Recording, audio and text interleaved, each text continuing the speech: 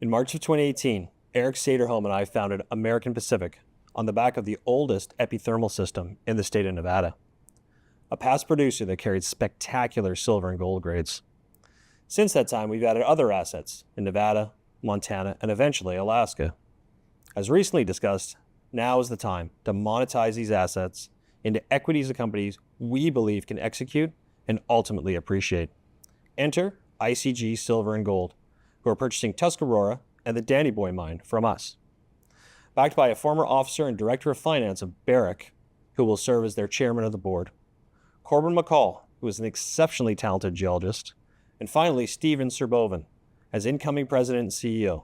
Stephen previously worked with Echelon Wealth Partners for almost 9 years as an investment banker before its eventual merger with Pacific International last year. My business partner, Ali Hakimzadeh, and I have done a significant amount of business with Stephen, raising over $100 million with Echelon over the past few years across all the files in our office. A young, hungry CEO matched with a young, talented VP exploration and overseen by a director and former executive of the world's largest mining company. ICG Silver and Gold Resources is a compelling company that we're excited to be a major shareholder of. Stephen, welcome. Thank you, Warwick. Good to see you. Thanks for having me here. Welcome to the CEO role.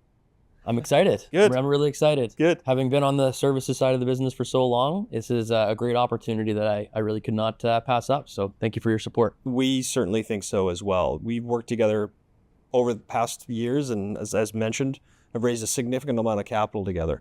Why don't you tell me from your seat what you saw in Tuscarora and Danny Boy structurally for ICG and why you think this can be a great success for shareholders? For sure. So ICG Silver and Gold is a purpose-built company for Tuscarora. Having gotten to spend a little bit of time at the asset, it's incredible just the scale and the district nature of the project. I think that's one of the most exciting pieces for us in taking on this asset and running with it.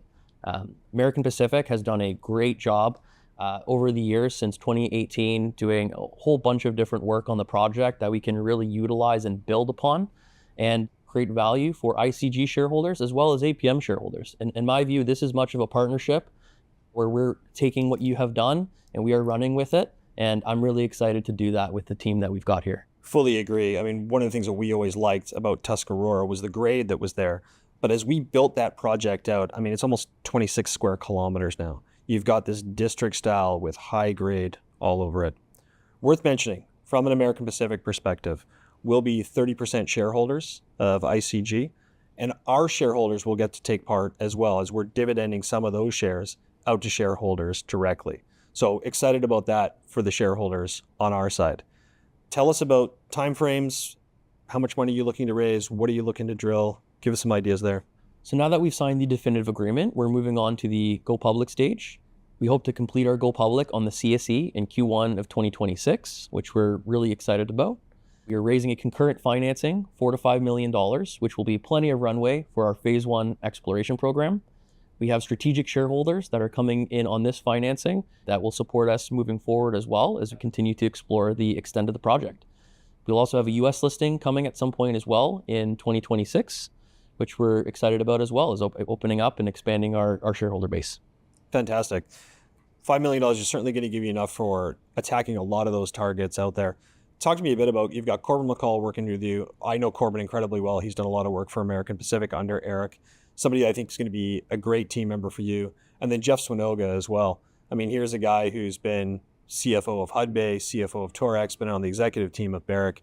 You've got a very robust team put together for a junior company. Talk a bit about that if you could. Thrilled to be working with Corbin McCall, truly a Western US specialist, having worked in multiple states, including Idaho and Nevada.